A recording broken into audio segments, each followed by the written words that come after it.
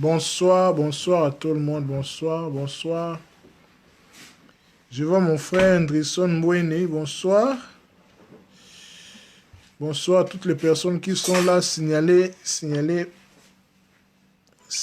votre présence. Nous allons commencer, comme annoncé.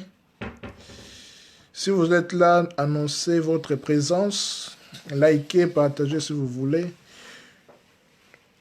Nous allons commencer, comme annoncé, notre thème, comme je l'ai intitulé. Si vous êtes là, n'hésitez pas à partager, à liker ou bien à signaler votre présence. Nous allons partager sur un sujet, je dirais, capital, un sujet qui est, je dirais, à l'origine, comme vous voyez le titre, les péchés originels, la tentation du serpent vers l'humanité. Donc nous allons parler d'Adam, Ève et les serpents. Donc cette histoire ou bien ce mythe qui constitue en fait l'origine du péché, du mal, selon la Bible. Donc notre texte de référence sera, comme vous le voyez, Genèse chapitre 3. En fait, ce sujet qui est le péché originel, aujourd'hui nous allons traiter la première partie. Nous allons parler sur la tentation du serpent, comment le serpent a tenté l'humanité, comment le serpent a tenté Adam et Ève. Il ne faut pas oublier que Adam et Ève sont nos premiers ancêtres. Quand je dis premiers ancêtres, c'est-à-dire par notre nature. Il faut savoir aussi que l'humanité tout entière, nous étions dans Adam, pour Adam et Ève. Pourquoi? Parce que l'humanité actuelle, moi et vous, nous sommes des êtres adamiques. C'est-à-dire nous sommes tirés de la terre. Parce que Adam, ça vient de la terre. Adam est un homme de la terre, de l'argile en fait. Donc nous allons voir comment ça s'est passé dans le jardin d'Éden, entre Adam, Ève et les fameux serpents, les Satan, qui a pu tromper, séduire l'humanité. Donc voilà, je pense que le son est bon. Nous allons commencer notre live. Signalez votre présence, partagez si vous voulez, et puis commentez s'il y a des questions ou bien des contributions. C'est toujours le bienvenu. Voilà. Notre thème central, c'est les péchés originels. Aujourd'hui, nous allons parler sur la première partie que nous avons intitulée la tentation, en fait, la tentation du serpent vers l'humanité. En fait, ce que nous allons faire aujourd'hui, nous allons lire Genèse chapitre 3 à partir du verset 1er jusqu'au verset 11. Comme notre thème est les péchés originels, tirés dans Genèse chapitre 3, parce que Genèse chapitre 3 est constitué de 24 versets. Mais aujourd'hui, nous allons traiter les premiers versets, la première partie du premier verset au 11e verset, qui ne traite que, j'ai intitulé ça, de la tentation du serpent vers l'humanité, donc vers Adam et Ève, dans l'origine du mal, l'origine du péché, selon la Bible. Nous allons traiter les textes, ces textes, donc c'est-à-dire Genèse chapitre 3, verset 1 à 11, selon aussi les textes hébraïques. Nous allons entrer vraiment en profondeur pour comprendre l'esprit de la lettre. Nous allons vraiment comprendre qu'est-ce que la Bible veut nous dire par rapport à cette histoire du serpent, donc du Satan, d'Adam et Ève, qui sont, comme je l'ai dit, nos ancêtres. Parce que cette histoire d'Adam et Ève et les serpents reste toujours d'actualité, parce qu'on se réfère toujours à ces péchés originels, à cette faute dont l'humanité, par l'entremise d'Ève et puis Adam, ont pu causer, qui nous a amené, en fait, je dirais, les malheurs dont l'humanité est en train de vivre, jusqu'à ce que la femme soit marginalisée, fustigée, par tous les mots, en fait. Parce que c'est pas elle que le péché a été, je dirais, commis et puis entré dans le monde. Voilà. Nous allons traiter cette première partie, chapitre par chapitre, pour que l'idée, pour que l'exhortation soit claire pour tout le monde. Si vous avez des questions, n'hésitez pas, posez-les et puis voilà. Si vous avez aussi des contributions, n'hésitez pas aussi.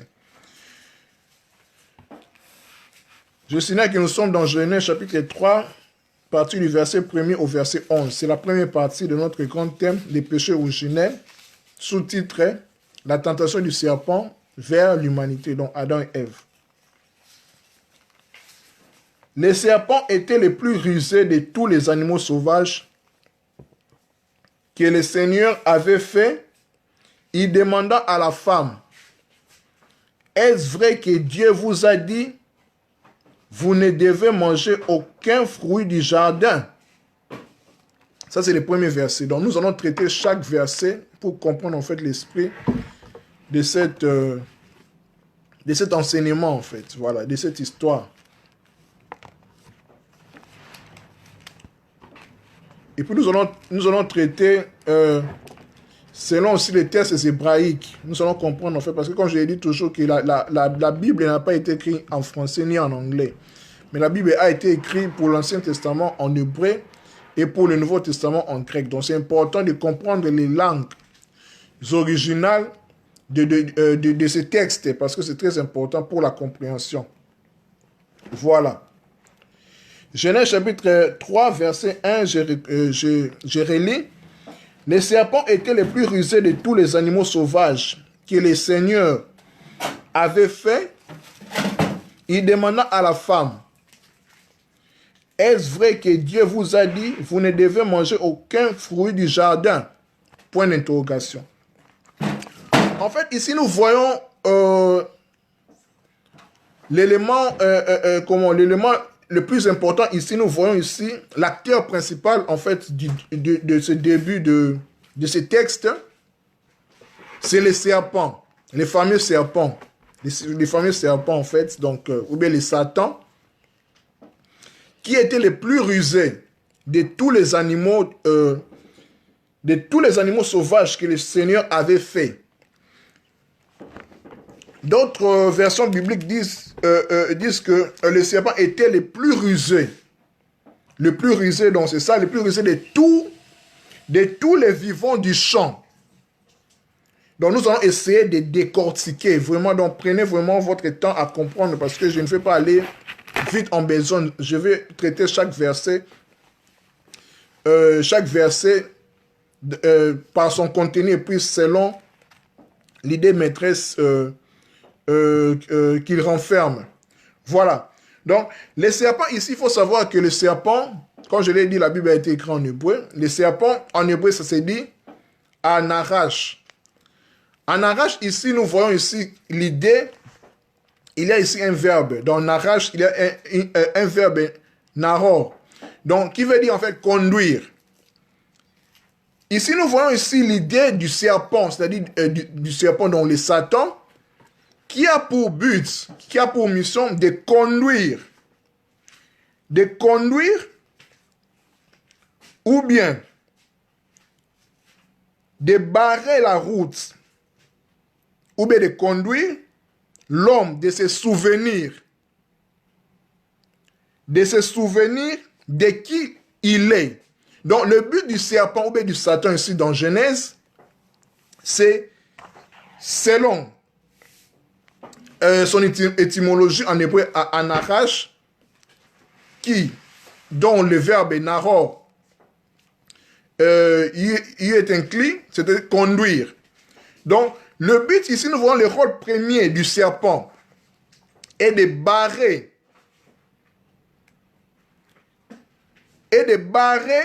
la route et aussi de conduire, comme son nom le dit, de conduire l'homme, de se souvenir de qui il est.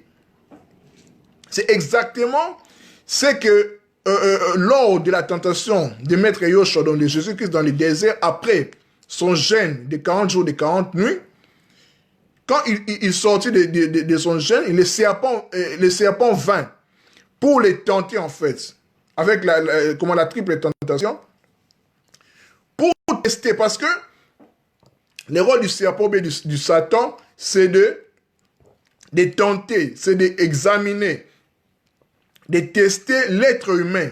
Qui il est, il veut en fait savoir l'être humain est qui exactement.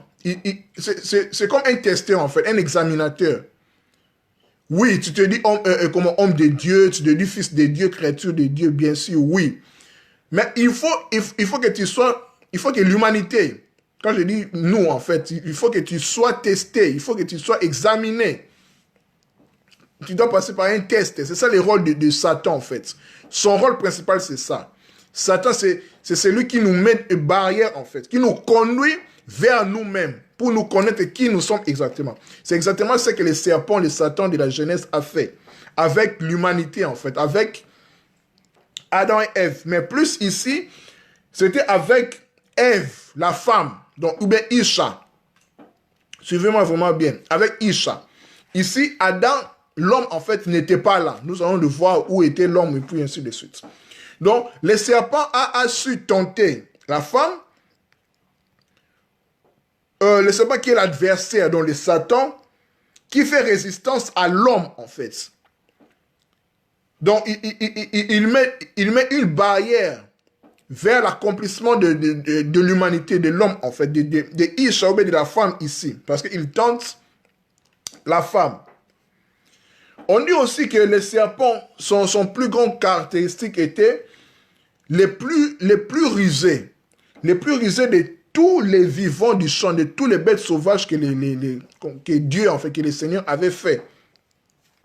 Ici, quand on parle de rusé, c'est-à-dire, c'est l'animal qui est en fait, qui connaît en fait les chemins. Qui connaît les chemins en fait. Parce que la tentation, en fait, ou bien la séduction, si je peux le dire ainsi, du serpent vers l'humanité, ici, vers Isha ou bien vers la femme, c'est comme je l'ai dit avec son étymologie, Narash, qui cache le verbe naro, c'est de conduire l'humanité en fait. C'est de conduire l'humanité, donc la femme ici, dans ce que nous sommes en train de dire, de connaître en fait qui il est. Comme j'ai donné aussi référence aussi avec Maître Yoshua, avec la triple tentation du serpent dans les déserts. C'est le testeur en fait, c'est l'examinateur. On doit examiner qui tu es. C'est ça le rôle en fait du serpent, en fait du Satan. Du Satan, c'est ça, c'est celui qui met qui barre la route en fait, qui t'empêche, c'est l'adversaire en fait, pour te tester qui tu es. Donc tu ne peux pas te déclarer fils de Dieu, ou bien maître et tout cela, sans passer par l'examen, ou bien par les tests. Celui qui va t'examiner, c'est le Satan. C'est ce que nous appelons le Satan. Donc le serpent ici, qui est le plus rusé de tous les bêtes, de tous les vivants du champ. Il n'est pas le seul, en fait. Nous allons le voir aussi. Nous allons le voir aussi, par exemple, avec, quand vous lisez 1 Pierre, chapitre 5, verset 8. Là, on dit que, le diable, ou le Satan, est comme Hérode, comme un lion pour chercher qui va dévorer. Ici aussi, dans 1 Pierre 5, 8, nous voyons le lion aussi est un vivant du champ, est un bête des champs aussi comme le serpent. Mais le serpent ici est le plus rusé, c'est-à-dire c'est celui qui connaît plus les chemins, c'est lui qui possède toutes les connaissances. Enfin, toutes les connaissances. D'ailleurs, même selon le mythe de l'humanité, le serpent est celui qui symbolise la connaissance, l'illumination, la ruse, tout cela. Vous êtes sans ignorer de ça. Dans toutes les mythes de l'humanité, les serpents, c'est ça. C'est ça son rôle principal. Ici, nous voyons ici par la séduction que les serpents, dont Satan, isole Isha, dont la femme de Adam. Parce que Adam était aux abonnés absents, en fait. Il a laissé la femme elle-même, pardon. Et puis, le serpent vint pour séduire la femme. Il s'adresse à la femme, elle seule. La femme est abandonnée, en fait. Son homme, en fait, l'abandonne. Et puis, le serpent il voit comme il a libre cours de séduire ou bien de tenter, en fait, Isha, donc la femme, ou bien l'humanité. Ici, Adam, qui est censé être éveillé, est aux abonnés absents. L'homme est absent ici. C'est pour ça que le serpent a profité, en fait, le Satan a profité pour causer, ou bien pour, voilà, pour causer avec la femme. Comme la Bible dit, il n'est pas bon que l'Adam soit seul. On doit aussi dire que, dans ce cas d'espèce, que il n'est pas meilleur que Isha, que la femme aussi soit seule, dans ce cas d'espèce. Aussi longtemps que l'homme ne doit pas être seul, la femme aussi ne doit pas aussi être seule. Parce que nous voyons aussi que la femme est restée seule, Adam aux abonnés absents, qui est censé être éveillé, qui était censé de garder en fait la loi de Dieu, est aux abonnés absents. Et puis Isha, la femme est isolée. Et le Satan, le serpent, vient pour tenter en fait, pour tenter la femme. Exactement, pasteur Samy, exactement. Valère 358, exactement, voilà. Selon Jean chapitre 3, verset 14-15. De la même façon dont Moïse a élevé les serpents, c'est la même façon aussi le Fils de l'homme qui sera élevé. Exactement, c'est ça. Je suis d'accord avec toi. Exactement, merci.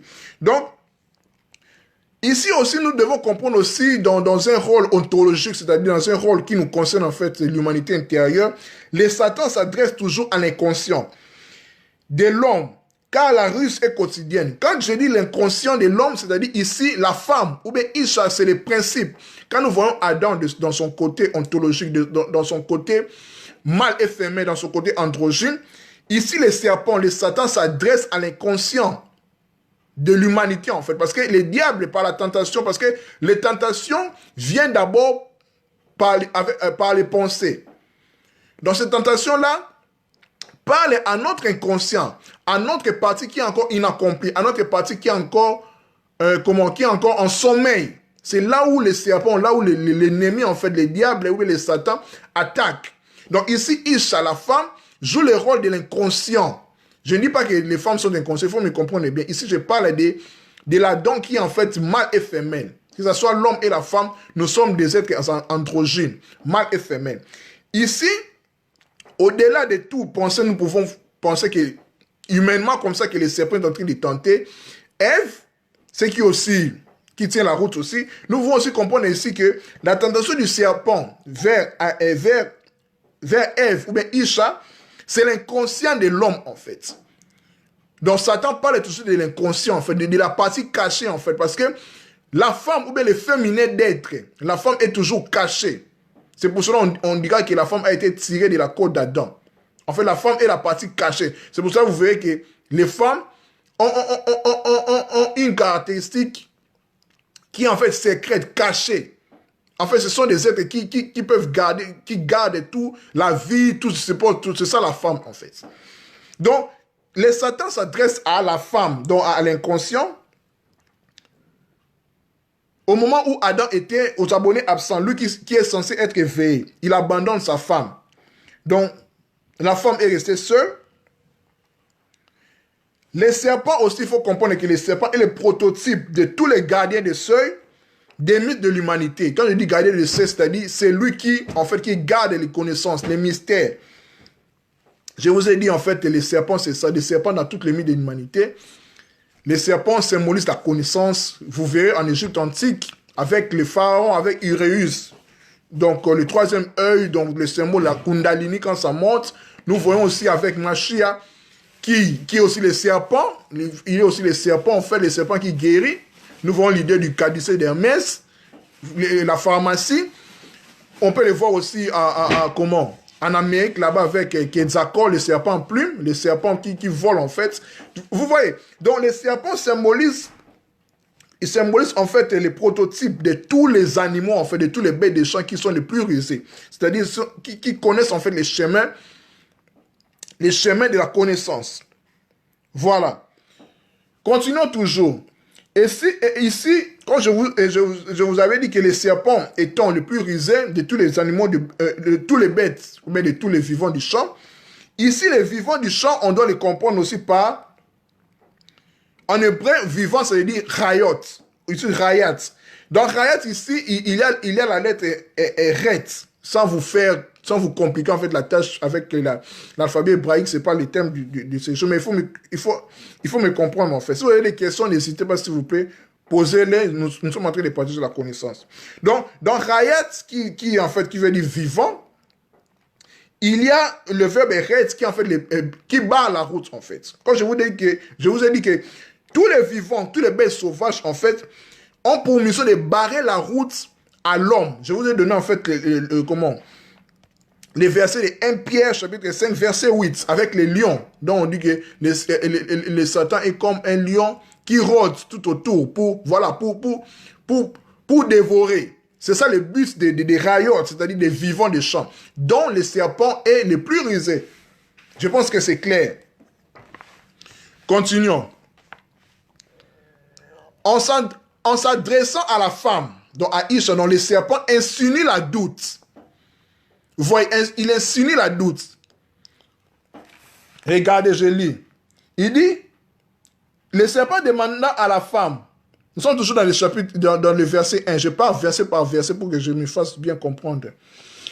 Il demanda à la femme, est-ce vrai que Dieu vous a dit, vous ne devez manger aucun fruit du jardin?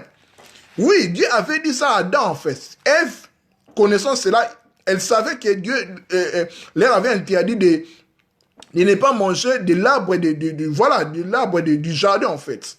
Il avait la connaissance du bien et du mal et puis voilà, comme la Bible le dit.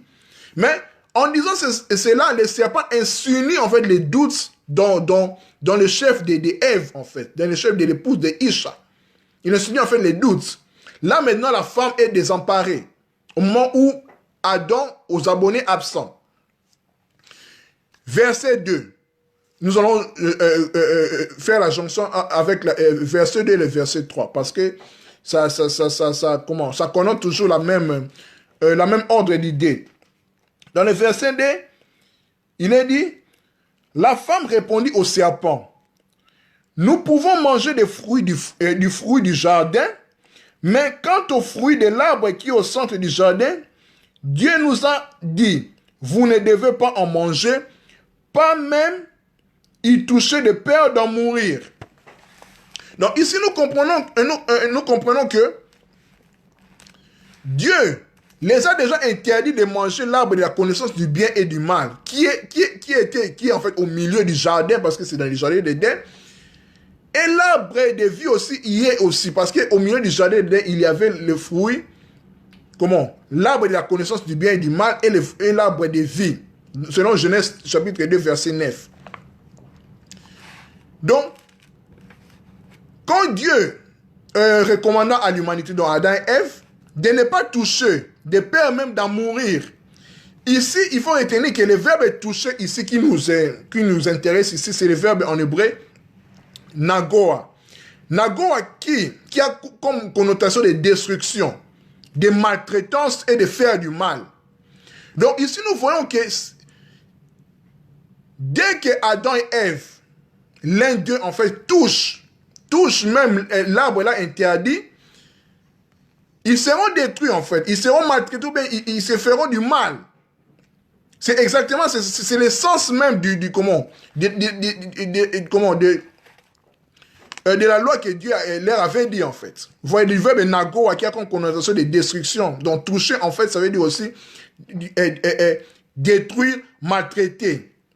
Vous voyez. Donc ce verbe aussi, donc nagoa, est presque aussi similaire au verbe, à un autre verbe hébreu aussi, gavoa. Gavoa qui veut dire rendre le souffle ou bien mourir. Mourir en hébreu, ça veut dire, donc rendre le souffle, ça veut dire gavoa, qui a presque la même connotation avec toucher ici. Quand on dit ne pas toucher, quand on dit ne pas toucher de peur d'en mourir, comme Ève a répondu au serpent. Vous voyez. Donc ici, nous voyons que quand ils touchent l'arbre là, même quand ils mangent, même toucher, ils vont mourir. Donc nous voyons ici que toucher et mourir, c'est la même chose.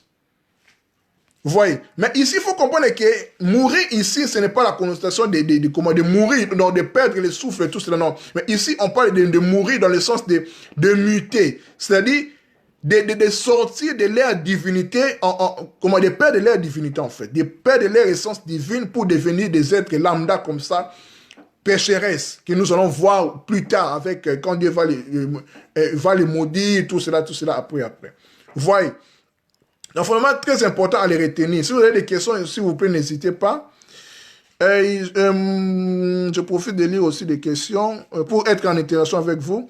Mon frère Jupendou nous dit, donc dans nos relations devrons-nous toujours veiller à ce que la femme ne prête pas son oreille à n'importe qui et à n'importe quoi. Exactement. En fait, il faut comprendre ici les deux volets. La femme, ici, nous devons comprendre que, comme je l'ai dit, l'être humain, comme tu es là, tu es androgyne, tu es mâle et femelle, par ton essence, par ton esprit, tu es mâle et femelle. Pourquoi? Ton côté mâle, c'est ton côté qui se souvient en fait. C'est ce que nous appelons Adam. Ou bien c'est ce qui se souvient. C'est lui qui se souvient. C'est vous allez voir dans la Bible quand on dit que Dieu se souvient. Seigneur, souviens-toi de nous. Ici, le Seigneur en fait, parce qu'il ne faut pas oublier aussi, peut-être je peux choquer d'autres, Dieu est mâle et femelle. Dieu est mâle et femelle. Bien qu'on ne peut pas définir Dieu, mais je parle du principe de polarité, du principe de bipolarité, du principe de dualité en fait. Dieu est mâle et femelle. Il est père, il est aussi mère. Il est père dans le sens, il se souvient de ses enfants. Vous voyez, dans ce sens-là en fait. Donc pour répondre à ta question, mon frère, exactement ça part de la même façon. Parce que la femme, c'est l'être, entre guillemets, l'être vulnérable dont nous voyons ce que les serpents en fait tentent. Ou bien dans notre être intérieur, c'est la partie inconsciente, c'est la partie inaccomplie par laquelle les Satan, par lesquels les serpents attaquent en fait. Notre inconscient attaque en fait. Il attaque parce que nous sommes responsables de notre inconscience. Parce que et Dieu et Satan, tous ces deux êtres-là, bien que je ne peux pas les définir, mais comprenez-moi, je parle de dualité en fait pour me faire comprendre, sont en nous. Dieu et Satan sont en nous en fait. Dieu, je peux le dire, c'est notre partie conscient. Pardon. Comment je peux le dire? Dieu et Satan sont en nous en fait. Dieu veut toujours un autre bien, mais le Satan attaque toujours notre partie inconsciente, notre partie qui ne connaît pas en fait. Parce que le but du diable est que nous soyons ignorants, que nous ignorons en fait. C'est pour cela qu'il nous barre en fait la route. Il insinue en fait les doutes. Comme il a fait avec Ève. Il dit, est-ce que le Seigneur en fait, il savait que Dieu les a interdit Adam et Ève en fait. Et puis Ève aussi savait que Dieu les a interdits. Mais Satan, le serpent, vint quand même pour insinuer les doutes en fait. Vous voyez là où est parti en fait la difficulté. En fait, le serpent, le Satan a mis en difficulté Ève. Ou autrement, en ce qui nous concerne, quand le Satan vient pour nous tenter, il insinue en fait les doutes en nous. Il nous met en fait, il insinue les doutes, il nous met comment? Il nous teste en fait, comme il a fait avec Maître Yoshua Jésus dans le désert. Est-ce que réellement tu es le fils de Dieu? Si tu es le fils de Dieu, fais ceci, fais ceci. Il sait que Jésus-Christ est le fils de Dieu en fait. Mais il insinue quand même les doutes. Mais Jésus-Christ étant éveillé, voilà, il a esquivé cela. Mais Ève étant, voilà quoi, étant inconscient dans le sens de Isha, dans le sens de Adam androgyne, voilà, inaccompli. Il s'est perdu en fait, par la suite nous allons le voir. Je pense que c'est clair avec ta réponse mon frère Jupendulu. Continuons, si vous avez des questions, des ajouts, des contradictions, n'hésitez pas. Merci, je continue. Dans le verset 5 maintenant, le verset 4 et verset 5 nous allons lire. Parce que je dis que je vais aller mollo. Verset 4 et verset 5, nous allons lire. Le serpent répliqua, pas du tout. Vous ne mourrez pas. Mais Dieu le sait bien, dès que vous en aurez mangé, vous verrez les choses telles qu'elles sont, vous serez comme lui capable de savoir ce qui est bon, ce qui est mauvais. Vous voyez? Donc ici, le serpent convainc, dans l'idée de convaincre la femme, ou bien Ève et l'humanité, Ève et Adam, parce que c'est par l'entremise de Ève que Adam va manger, et puis ainsi de suite. Donc ici, la conversation entre le serpent et Ève. Donc, Ève, quand il dit que Dieu nous a interdit tout ça, il n'est pas touché de peur d'en mourir, le serpent dit non, Dieu sait que vous n'allez pas mourir, vous allez être comme lui. Donc ici, nous voyons aussi que l'humanité, donc Ève et Adam, leurs yeux seront ouverts, en fait. C'est aussi l'ouverture de la source, en fait. Quand ils vont manger ce fruit-là défendu par Dieu, leurs yeux seront ouverts. Quand on dit l'ouverture des yeux, en fait, connotent en fait la source. Parce que les yeux, c'est la source, en fait. C'est la source. Selon l'alphabet hébraïque, quand nous voyons, il y a une lettre là, Ayin, qui est en fait les yeux, qui connote aussi la source, qui veut dire aussi les secrets, selon l'alphabet numérique 70. Voilà. Donc, Adam ou bien Ève, l'humanité va atteindre la vision totale quand ils vont manger selon les serpents, en fait. Ils vont atteindre l'intelligence totale, mais cette intelligence-là ne sera acquise au niveau bas seulement. Parce qu'ils vont perdre, en fait, leur divinité, en fait. Ils vont tomber, ils vont chuter. Ils vont pécher, en fait. C'est ça même notre but, en fait, pardon, notre thème du jour, les péchés originels. Première partie, les serpents, en fait, tentent l'humanité. Voyez, donc, ce que les serpents disent est vrai. Le Satan dit vrai, en fait. Il dit vrai, en fait. C'est réellement ça. Il dit vrai. Mais, c'est le piège, en fait. Il est en train de piéger l'humanité par l'entremise d'Ève et puis Adam par la suite. Et qu'il élimine le travail à l'acquisition de cette vision en éliminant les marches d'Adam et Ève. Parce que ici, Adam est aux abonnés absents. Ici, c'est seulement Ève, c'est seulement la femme qui est en face du serpent. Donc, la partie inconsciente, en fait, de l'être humain, dans le sens de l'être. Voyez, ici, il faut prendre les choses dans les deux volets.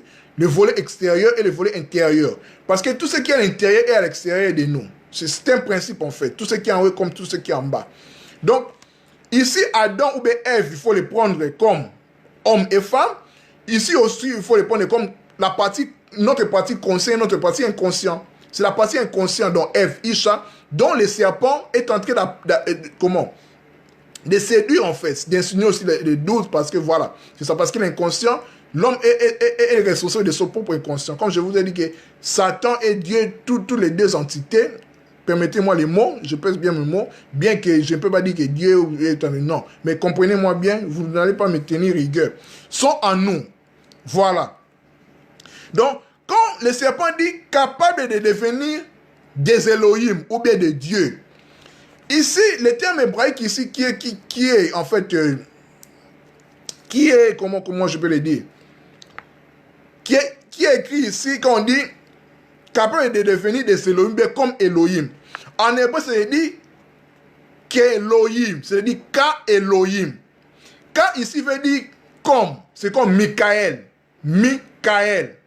Mi c'est qui, K c'est comme, et elle c'est Dieu. Donc c'est l'archange qui est comme Dieu. Donc quand on dit qu'Elohim, c'est-à-dire comme Dieu, qui a pour valeur numérique, parce qu'il faut savoir aussi que l'hébreu est une langue alphanumérique, c'est-à-dire les lettres qui sont des chiffres. C'est alphanumérique, c'est les lettres qui sont des chiffres. Donc, qu'Elohim ici, comme Elohim, a pour valeur numérique 666. Vous le savez bien, 666, c'est quoi? C'est la marque de la bête. C'est Satan, en fait. Donc ici, Satan a dit, en fait, selon Apocalypse 13, 18, vous le savez, 666 marque de la bête, donc Elohim, valeur numérique, c'est le nombre de celui qui ne passe pas au chiffre 7. Donc il tourne en rond dans 6. Or que vous savez bien que la création s'est limitée au 6e jour avec la création des animaux et puis de l'humanité d'Adam. Donc, et le chiffre 7, c'est là où Dieu, voilà, vu que la création était parfaite, et puis voilà. 7, c'est le chiffre de la perfection. 666, c'est l'humanité qui est en esclavage, qui est limitée en fait, qui ne passe pas vers le repos, vers le chiffre 7, vers la perfection.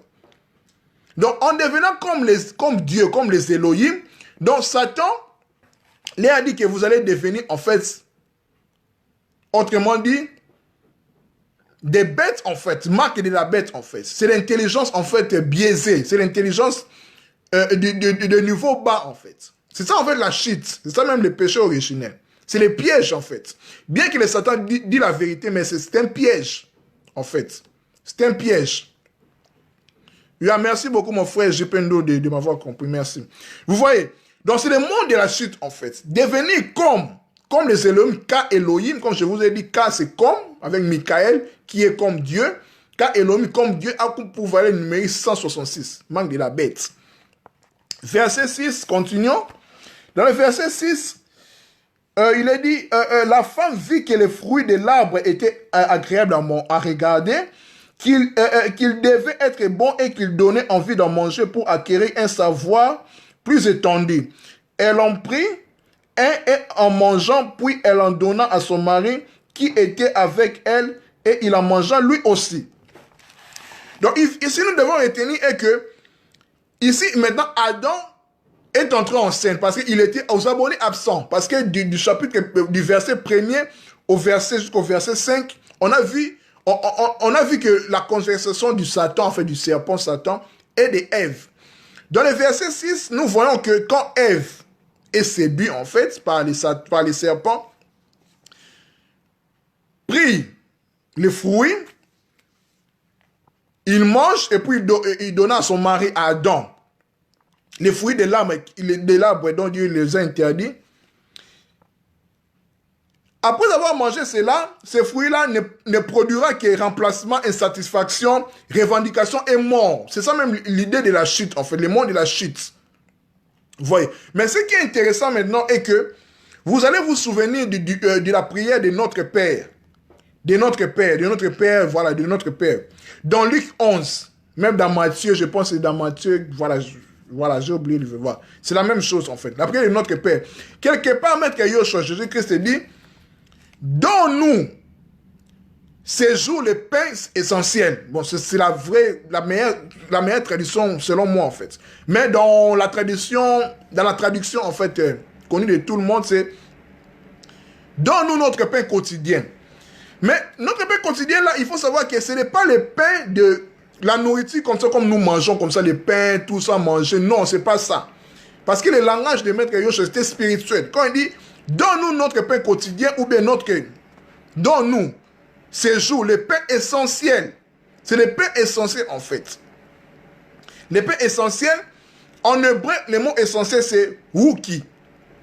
Je ne sais pas si je prononce bien, mais Wouki, ça s'écrit H-O-U-Q-I.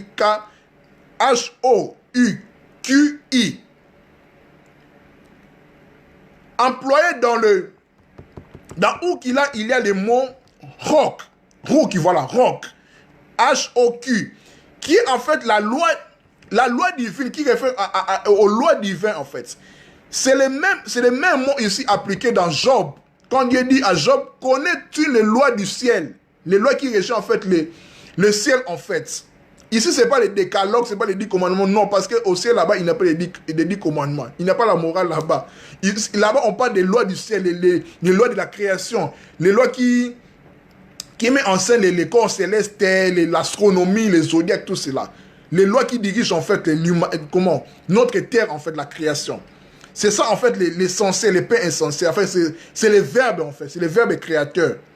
Vous voyez? Donc, c'est ça. Donc, c'est le pain là que Jésus-Christ nous dit de demander à Dieu, en fait. Donnez-nous ces pains quotidiens, des pains essentiels qui constituent, en fait, l'être humain. Vous voyez? C'est ça aussi dont on parle aussi dans Proverbe 38. Quand nous pouvons lire dans Proverbe 38 pour comprendre, en fait, l'idée du pain essentiel. Là, j'ouvre, en fait, la parenthèse pour comprendre, en fait, la nourriture essentielle par rapport aux fruits interdits d'Adam et Ève, en fait. Un instant, je vais lire. Je suis toujours dans le sujet, en fait. Voilà. Proverbe chapitre 30, verset 8. Je vais le lire. Proverbe chapitre 30, verset 8. Un instant. 30, verset 8, je vais lire. Éloigne de moi mot et mensonge et ne me laisse pas devenir trop pauvre et trop riche. Donne-moi juste ce dont j'ai besoin pour vivre. Donc, dans Proverbe 38, là, on nous dit, quand Agour, en fait, demande à Dieu de lui donner juste donc ce qu'il a besoin pour vivre. C'est ça, en fait, le pain essentiel. Les verbes, c'est pas la nourriture extérieure, en fait. C'est la nourriture intérieure, la nourriture qui fait la force, en fait, qui est dans l'être humain. Voilà. Abordons maintenant le verset 7. Je pense que jusque-là, c'est clair, en fait, s'il n'y a pas de zone d'ombre. Le verset 6 nous dit,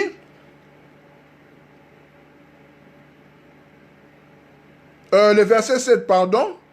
Alors, ils se virent tous deux, tels qu'ils étaient.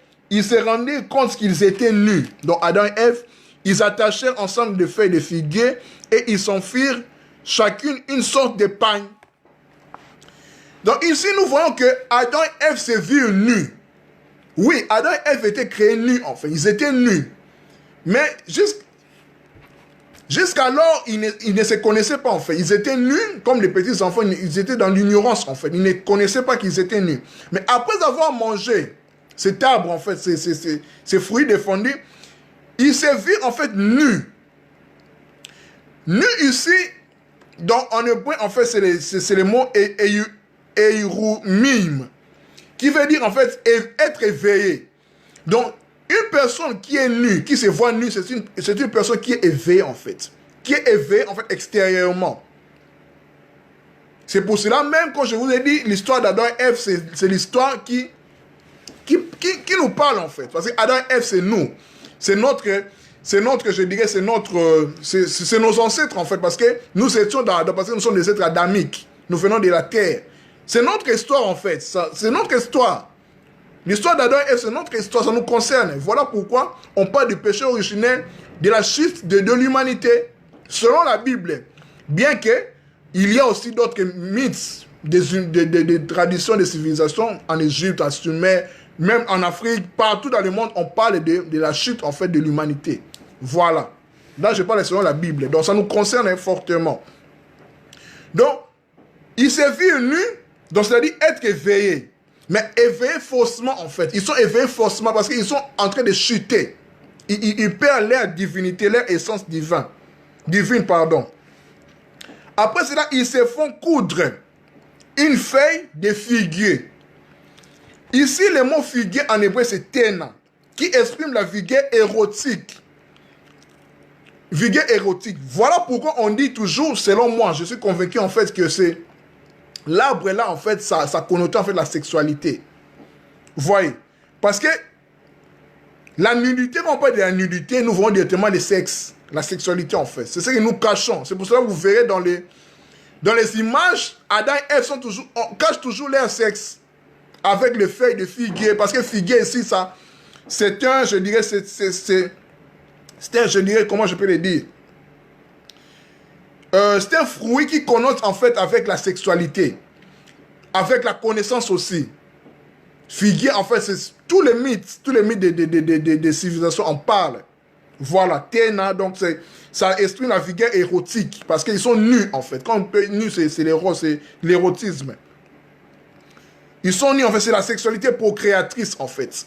Parce que jusqu'à preuve du contraire, Adam et Ève n'avaient pas d'enfants. En fait. Les enfants viendront après avoir été chassés hors du jardin avec Caïn et Abel en fait par la suite. Vous voyez. Après cela, ils se font en fait toujours dans le verset 7, ils s'en firent chacun une sorte de pagne. Mais une autre tradition dit, ils font pour eux des ceintures avec le fait de figuier là, tout autour de leur hanche en fait, de leur sexe. Parce qu'ils découvrirent qu'ils étaient nus. Ceinture ici en hébreu, c'est dit agorot. C'est au pluriel en fait. C'est au pluriel. Qui cache le mot en fait Agar. Agar qui était en fait la femme d'Abraham en fait, l'esclave. Ou bien l'étrangère. L'esclave. Donc ici nous voyons que en se faisant pour eux, Adam et Ève des ceintures, en fait ils devaient étrangers même d'eux-mêmes. Donc, ils se sont coupés, en fait, avec leur essence divine, en fait. Vous voyez? Donc, agoro dans les ceintures, en fait. Cette idée-là même de se cacher, en fait. Ça exprime l'état de l'esclavage. Ils sont étrangers à eux-mêmes, même à Dieu aussi. Vous voyez? Ils se sont oubliés, en fait. Adam, en fait, et Ève ont oublié leur nature divine, en fait. Vous voyez? C'est ce que nous devons comprendre. Le verset 8. Les soirs, quand souffle la brise, l'homme et la femme entendirent le Seigneur se promener dans le jardin. Ils se cachaient de lui parmi les arbres. Ici, nous voyons quand ils entendirent, nous voyons, c'est l'écoute intérieure en fait. Parce qu'il faut savoir que, bien que nous avons chuté de par Adam et Ève, nous avons gardé l'image de Dieu en nous. Nous sommes l'image de Dieu. Mais nous avons perdu la ressemblance. Parce que l'homme, au départ, avant de chuter, il est créé à l'image et à la ressemblance de Dieu. Nous sommes d'accord. Mais quand il a chuté, quand nous avons chuté, parce que quand je vous ai dit Adam et Ève, c'est nous en fait. C'est nous en fait parce que Adam et Ève synthétisent, recèlent toute l'humanité en fait entière. Parce que ça nous concerne, selon la Bible. Donc, je disais, Adam et Ève sont créés à l'image et à la ressemblance de Dieu. Mais après leur chute, ils ont gardé l'image. Nous sommes l'image de Dieu en fait, les reflets de Dieu en fait, l'analogie de Dieu.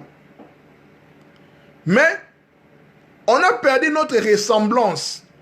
Pour atteindre la ressemblance vers Dieu, c'est pour cela, avec la venue de, je dirais, de Jésus, de Maître Yoshua, parce que je reste en fait biblique, il nous amène maintenant à la ressemblance, parce que la Bible dit, soyez parfaits comme moi, votre Père, je suis parfait. Donc, nous avons perdu notre ressemblance, nous avons gardé l'image. Pour atteindre la ressemblance, nous devons maintenant suivre l'enseignement des maîtres, entre autres, Yoshua, tout ça, la parole, pour atteindre la ressemblance, parce que nous avons perdu cela. Nous avons perdu notre Éden, notre délice, notre paradis, par la chute. Voilà. Dans le verset 8, toujours, après avoir vu Dieu venir le soir, Adam et Ève se cachèrent, donc c'est-à-dire, il s'est dérobé en fait, il s'est caché en fait, il s'est caché. Il s'est caché, ça c'est clair en fait, il n'y a rien à expliquer ici. Attaquons maintenant le verset 9 et le verset 10. Le Seigneur Dieu appela l'homme et lui demanda, donc Adam, où es-tu? Parce que Dieu ne devait pas appeler Ève, parce que bien que la faute est venue de Ève, Dieu va appeler Adam, parce que Adam c'est les chefs, c'est les responsables, c'est l'homme en fait qui est le chef en fait de la famille. C'est lui le chef, c'est lui le guide, le capitaine. Dieu va les convoquer. Il va dire, où es-tu?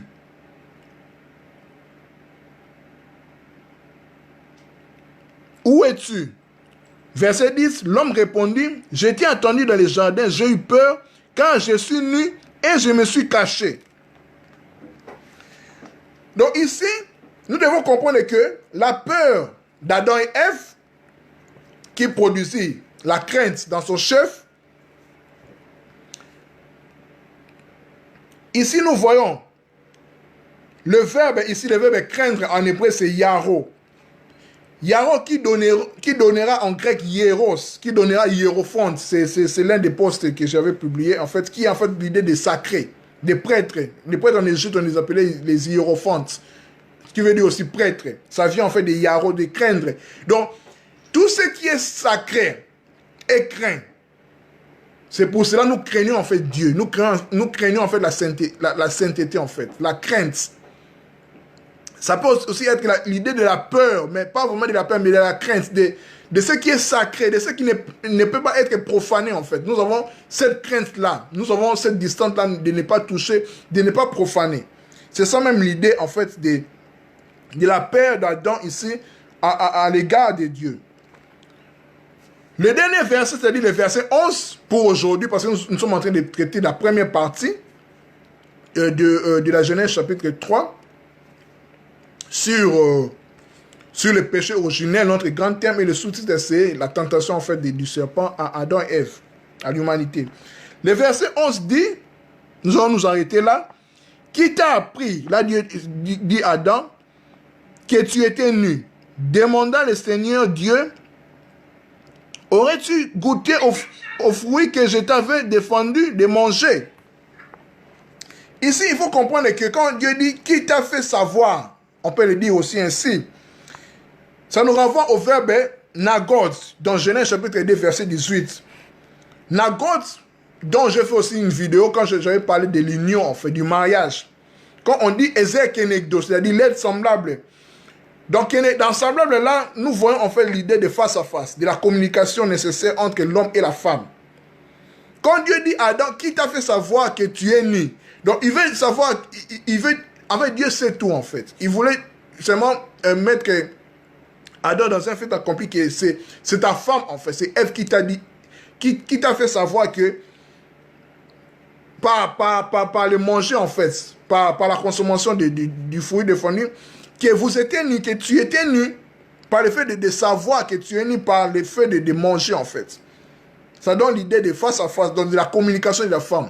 La femme en donnant à son homme, donc à Adam, les fruits, et directement, il sait, ou bien ils savent, donc lui et Ève, qu'ils étaient nus. Vous voyez, ils étaient nus. Donc voilà en fait pour la première partie, nous allons nous arrêter là, parce que c'est un sujet vraiment très délicat, très pertinent, mais j'ai fait mon effort à donner de mon mieux. Donc aujourd'hui, nous avons traité sur notre grand thème que nous avons commencé aujourd'hui, première partie, sur le péché originel. Comme sous-titre, les serpents tentant en fait, la tentation du serpent vers l'humanité, vers Adam et Ève. Vers nous en fait, parce qu'Adam et Ève c'est nous. On se reconnaît à Adam et Ève, donc ça nous concerne. Nous avons traité aujourd'hui sur le chapitre 3, à partir du verset 1er au verset 11. Nous avons stoppé là. Demain, nous allons attaquer sur la deuxième partie. Nous allons parler sur... Nous allons toujours dans notre grand thème, péché originel, deuxième partie, comme sous-titre que ça sera, ou bien ça serait, la malédiction en fait, les malédictions du serpent, d'Adam et d'Ève. Nous allons les traiter demain. Nous allons commencer par le chapitre 12 jusqu'au chapitre 19. Parce que c'est en 3 parties. Et puis, troisième partie, nous allons traiter, nous allons toujours péché originel, nous allons intituler et après cela. Voilà. Merci beaucoup à toutes les personnes qui ont pris vraiment leur temps à nous suivre. Au pasteur, Samy, à mon frère Jipendoulou. Je vois aussi au pasteur James, si je ne me trompe pas. Voilà, je pense que sa photo de profil, c'est ça. Merci beaucoup pour votre disponibilité. Il est déjà minuit 30. Merci pour ce temps-ci. Mon live, ma vidéo va rester toujours sur mon mur. S'il y a des contradictions, des ajouts, voilà, des questions, nous sommes là, nous allons répondre à la mesure où nous pouvons répondre. Voilà, parce que on ne donne que ce que nous avons. Merci, à nous revoir, je pense, demain, si Dieu nous garde et nous prête vie. Nous allons parler demain, je pense, les soirs, je vais fixer l'heure sur mon mur. Deuxième partie, les péchés originels. Nous allons parler sur la malédiction, bien les malédictions d'Adam, du serpent et d'Ève. Merci beaucoup. Que Dieu vous garde. Bonne nuit à tout le monde. Que la paix soit dans vos cœurs, dans vos familles. Plein de bonnes choses à vous. Bis. Bye bye.